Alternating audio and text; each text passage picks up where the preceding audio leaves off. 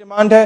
اگلی ڈیمانڈ یہ ہے کہ F I A cyber crime میں ناموس رسالت کا پراپر ایک ونگ بنایا جائے تاکہ اس میں صرف وہ کیسز ڈیل کیے جائیں جو حضور علیہ الصلوۃ والسلام یا صحابہ کرام یا اہل بیت کے خلاف جو گستاخیاں کی جاتی ہیں ان کو کاؤنٹر کرنے کے لیے، اور ان کے اکاؤنٹس فل فار بلاک نہ کیے جائیں، صرف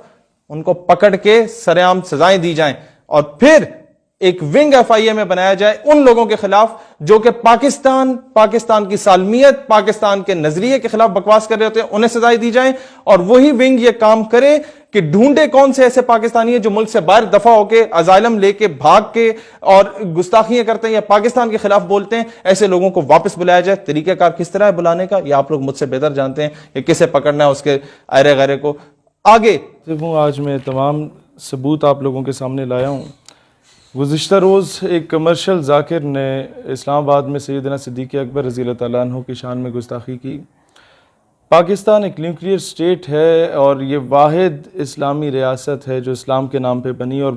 مسلمانوں کی واحد اٹامک پاور رکھنے والی یہ ریاست ہے جس پہ اسرائیل، امریکہ، انڈیا اور تمام anti Pakistan, anti Islamic element جو دنیا میں کام کر رہے ہیں، ان کی حت الوسع کوشش ہے کہ پاکستان کو ڈیسٹیبلائز کیا جائے، پاکستان کو لسانیت کی بنیاد پہ تقسیم کیا جائے، پاکستان کو صوبائیت کی بنیاد پہ تقسیم کیا جائے اور پاکستان کو فرقہ وارانہ فسادات کی بھینٹ چڑھا دیا جائے. ایسے میں ہی کچھ ایسے تماش بین، ایسے لوفر لفنگے، ایسے بدذات اور ایسے ناجائز اولادیں پیدا کی جاتی ہیں جن کو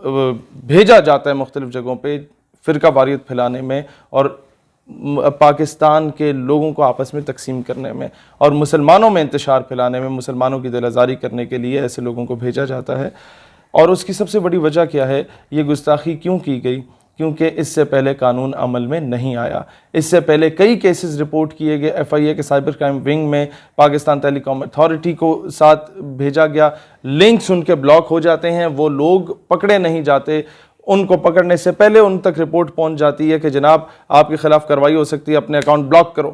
وہ بلاک کر دیتے ہیں، ثبوت مٹ جاتے ہیں اور وہ لوگ باہر ہوتے ہیں، وہ آئی ڈی چینج کرتے ہیں اور پھر گستاخیاں کرتے ہیں اور پھر مسلمانوں کی دل آزاری ہوتی ہے، پھر سڑکیں بلاک ہوتی ہیں، پھر دھرنے ہوتے ہیں، پھر کہا جاتا ہے ملک کے معاشی استحصال میں ہے، اور کوئی اس طرح کا نا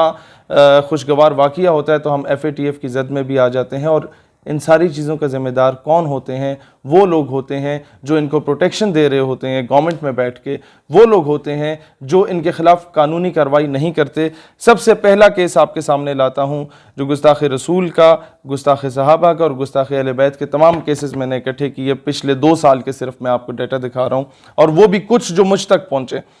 1 مارچ 2019 کا یہ کیس ہے اور یہ ابھی تک اس پہ کوئی کارروائی نہیں کی گئی، اس بندے کو نہیں پکڑا گیا.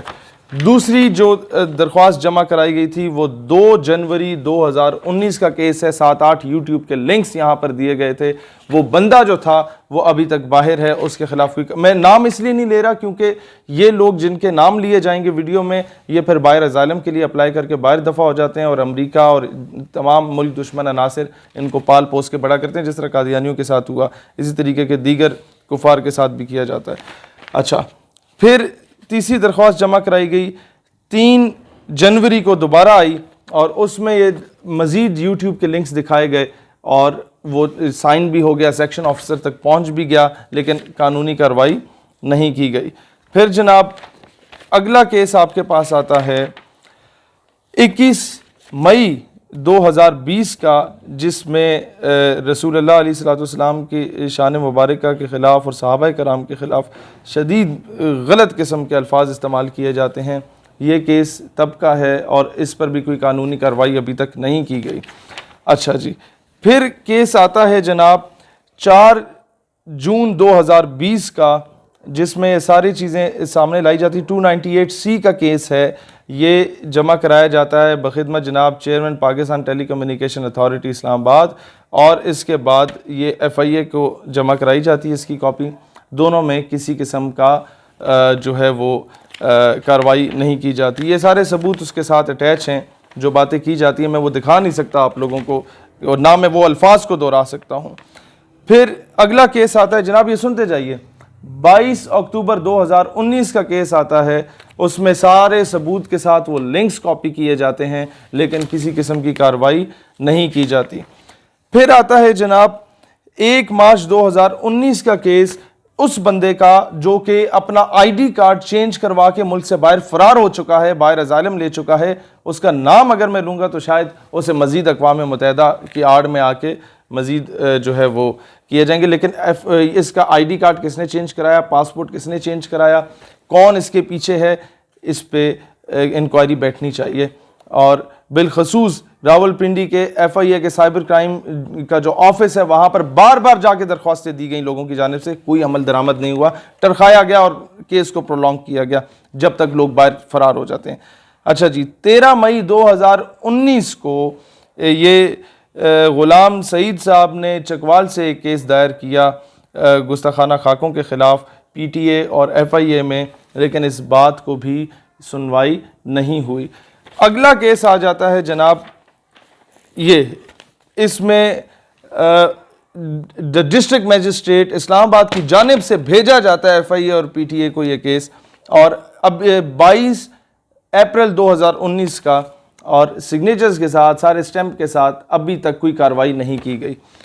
پھر جناب اگلا کیس آتا ہے آپ کے پاس 11 جولائی 2019 کا، اس میں بھی، اور اس پہ لکھا ہوا ہے the matter may be assigned top priority، اور یہ بھیجا جاتا ہے government of Pakistan ministry of interior سے، یہ آپ کے انٹیریئر منسٹر کی جانب سے بھیجا جاتا ہے، اور جو بھیجتا ہے وہ یہ آپ کے سامنے ہے، لیکن کوئی کارروائی ابھی تک نہیں ہوئی۔ 11 جولائی 2019 کی بات تھی اور ابھی 2020 کا اگست چل رہا ہے جناب۔ پھر آتا ہے آپ کا 29 اپریل 2019 کا کیس، ابھی تک کسی قسم کی سنوائی نہیں کی گئی۔ پھر جناب آپ کے پاس آتا ہے بلاسفیمس کانٹینٹ کا کیس، پی ٹی اے کی جانب سے بھیجا جاتا ہے، ریفر کیا جاتا ہے منسٹری آف انٹیریئر کو، اور میں ابھی ان لوگوں کے نام نہیں لیتا، ان میں سے کیا پتہ کوئی بے گناہ بھی ہوں جن آفسرز کے پاس گیا، لیکن جناب جب 1.5 سال ہو گیا ہے نا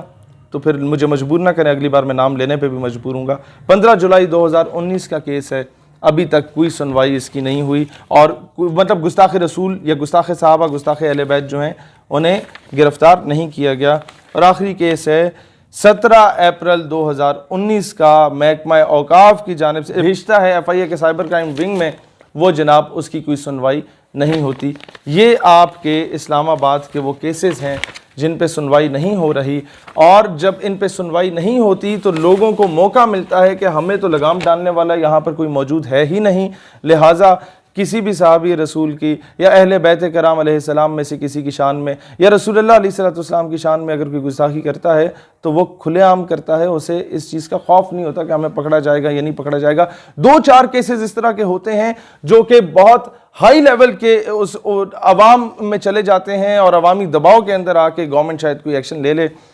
ادروائز کوئی سنوائی نہیں ہوتی۔ پھر کوئی قانون ہاتھ میں لیتا ہے تو کہا جاتا ہے توہین عدالت ہوتی ہے، قانون ہاتھ میں نہیں لینا چاہیے، لیکن